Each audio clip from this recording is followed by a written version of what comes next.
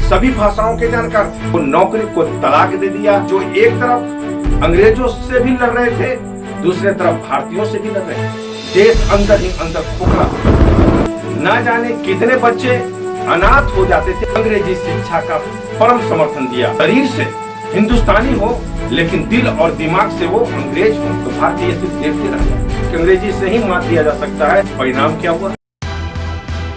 नमस्कार। आज हम सभी देश के महान शिक्षाविद, महान देशभक्त, स्वतंत्रता के अमर सेनानी और आधुनिक भारत के निर्माता राजा राम मोहन राय के बारे में कुछ जानकारी हासिल करेंगे। आप सभी जानते हैं कि भारत में वो पहले व्यक्ति थे जिन्होंने देश को आजाद कराने के लिए कि ऐसे मंत्र का सदुपयोग किया जिसके द्वारा देश में एक नई क्रांति पैदा हो और उस क्रांति से हमारा देश आजाद होगा। उनका अटल विश्वास था और वैसे व्यक्तित्व में नाम आता है राजा राम मोहन राय का। राजा राम मोहन राय कौन थे? तो जान लें कि राजा राम मोहन राय का जन्म मई 1772 ईस्वी में एक कुलीन धर्मनिष्ठ परिवार में हुआ था। वे मूर्ति पूजा के परम विरोधी थे और जबकि उनकी मां मूर्ति पूजा के परम समर्थक थी। वैसी परिस्थिति में मां बेटों के साथ तालमेल कर पाना यह संभव नहीं था। वैसी परिस्थिति में उन्हें घर छोड़ना पड़ा, जबकि वे कम जानकार नहीं थे। वे अंग्रेजी, हिंदी, संस्कृत, अंग्रेजी, ग्रीक, लैटिन सभी भाषाओं के जानकार थे। वे बेकार आदमी नहीं थे। वे पढ़े लिखे व्यक्ति थे और उनकी योग्यता और क्षमता के बदौलत ही अंग्रेजी हुकूमत में वे नौकरी करते थे। ईस्ट इंडिया कंपनी में लगभग 1805 से लेकर के 1920 तक यानी कि 15 वर्षों की अवधि उन्होंने नौकरी की। नौकरी करने के बाद उन्हें यह महसूस हुआ कि अपने देश के लिए कुछ करना चाहिए और देश की आन बान और शान की रक्षा करने के लिए उन्होंने अच्छी खासी सर्विस को, नौकरी को तलाक दे दिया और देश सेवा में जुट गए, समाज सेवा में जुट गए। वे पहले व्यक्ति थे जो एक तरफ अंग्रेजों से भी लड़ रहे थे, दूसरे तरफ भारतीयों से भी लड़ रहे थे, अपने देशवासियों से भी लड़ रहे थे। क्यों लड़ रहे थे? क्योंकि हमारे देश में सती प्रथा, बाल विवाह, ठगी प्रथा, डायन प्रथा जैसे कई कुप्रथाएं थी, जिसके कारण देश अंदर ही अंदर खोखला। उन्होंने सोचा कि सबसे पहले अपने देश के अंदरूनी समस्याओं को समाधान करने के लिए वे ठोस कदम उठाए। इसलिए उन्होंने ब्रह्म समाज की स्थापना की 1828 ईस्वी में और 1829 ईस्वी में उन्होंने सती प्रथा का अंत किया। सती प्रथा क्या है? अगर पति मर जाए तो पति के साथ पत्नी को भी चीता पर जलना पड़ेगा या जलने को बाध्य होना पड़ता था। यही उस समय की रीति थी। यह रीति के कारण ना जाने कितने बच्चे अनाथ हो जाते थे, बिना मां बाप के हो जाते थे। यह दर्द उन्हें देखा नहीं गया। वैसी परिस्थिति में उन्होंने इस कुप्रथा को समाप्त करने का दृढ़ निर्णय लिया और उस समय लॉर्ड विलियम बेंटिंक से मिलकर के इन्होंने इस कुप्रथा को समाप्त किया। यह उनकी बहुत बड़ी उपलब्धि थी। विधवा की स्थिति क्या थी? बहुत ही दयनीय स्थिति विधवा की थी। यह खुद एक विधवा से शादी करके उन्होंने विधवा प्रथा का प्रचलन किया। हालांकि समाज में इन्हें काफी कोपभाजन का शिकार होना पड़ा। लोग उन्हें तरह तरह के उपनामों से जानते थे, लेकिन उन्हें उनकी फिक्र नहीं थी।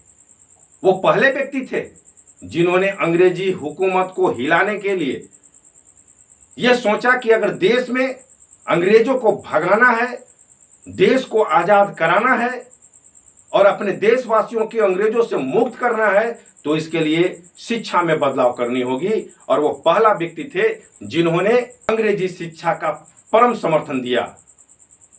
उन्होंने मैकाले से मिलकर के यह साबित किया जो शिक्षा नीति है वो शरीर से हिंदुस्तानी हो लेकिन दिल और दिमाग से वो अंग्रेज हों। और ऐसे अंग्रेज उनको अंग्रेजी हुकूमत के लिए बहुत ही बड़ा कारगर सिद्ध हो सकते थे। क्यों सिद्ध हो सकते थे? क्योंकि हर जगह छोटे छोटे विद्रोह हो रहे थे। उन विद्रोहों को दबाने के लिए सबसे बड़ा प्रॉब्लम था लैंग्वेज का, भाषा का।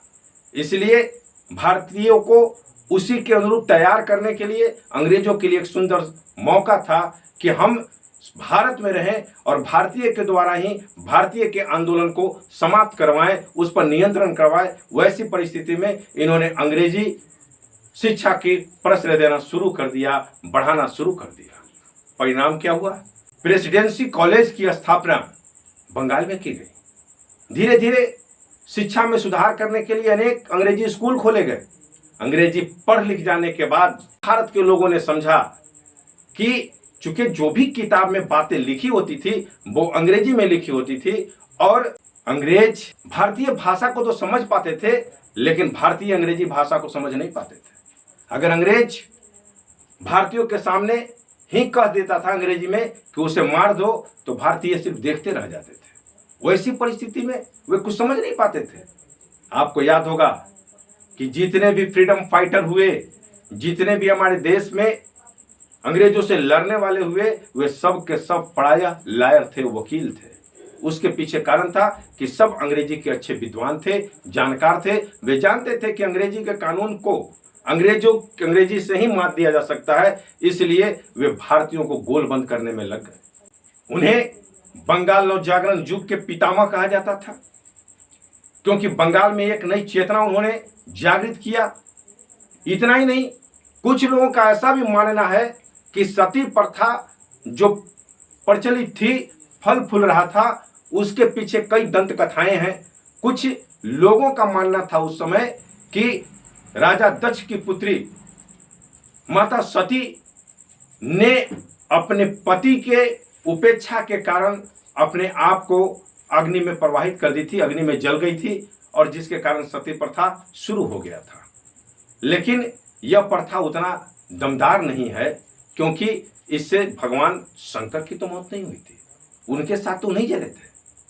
कुछ लोगों की दंत कथा यह है कि उस समय पति के साथ अगर पत्नी मर जाए तो उनके जो भाई थे, रिश्तेदार थे, उनको उसकी पूरी संपत्ति मिल जाती थी, और इसलिए इस कुप्रथा को चलाना चाहते थे।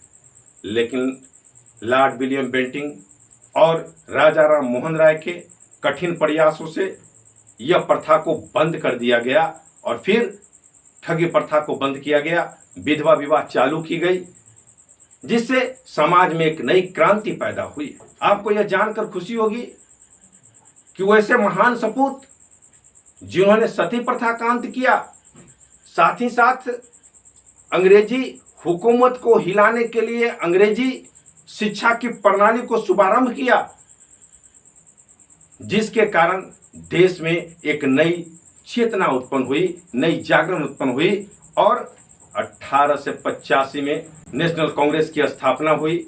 शुरू में वो अंग्रेजों के समर्थक रहा, लेकिन बाद के दिनों में जब सूरत विभाजन हुआ और गर्म दल और नरम दल में बट गए, तो वहां से अंग्रेजों के विरुद्ध भारतीयों का एक नया आंदोलन शुरू हुआ और नई जागरण पैदा हुई।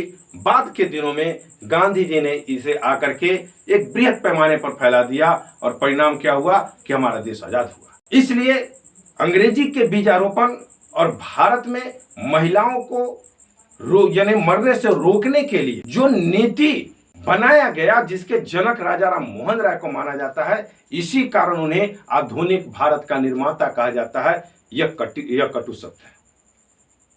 इसलिए राजा राम मोहन राय के माता का नाम अगर जान लें तो उनके माता का नाम तारनी देवी थी और पिता का नाम रामातन था। मई 1772 ईस्वी में जन्म लिए थे बंगाल के एक धर्मिष्ठ परिवार में, कुलीन परिवार में। लेकिन ऐसे महान सपूत जो देश के लिए एक बीज का बीजारोपण किए, तुमको हम बार बार बता रहे हैं कि आप लोग भी एक क्या हैं, बीज हैं, सीड हैं।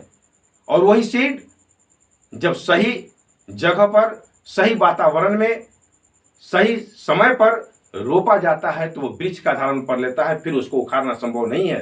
ठीक वही बीज राजा राम मोहन राय ने अपने देश के लिए रोपा, अंग्रेजी शिक्षा की बुनियाद रखी और वही बीज आज 1947 आते आते वो प्रफुल्लित हो गया था, वृक्ष बन चुका था और परिणाम क्या हुआ कि हमारा देश आजाद हो गया। इसके लिए हम राजा राम मोहन राय को ही श्रेय देते हैं और पूरे इतिहास भी उन्हें भारत का, आधुनिक भारत का निर्माता माना जाता है।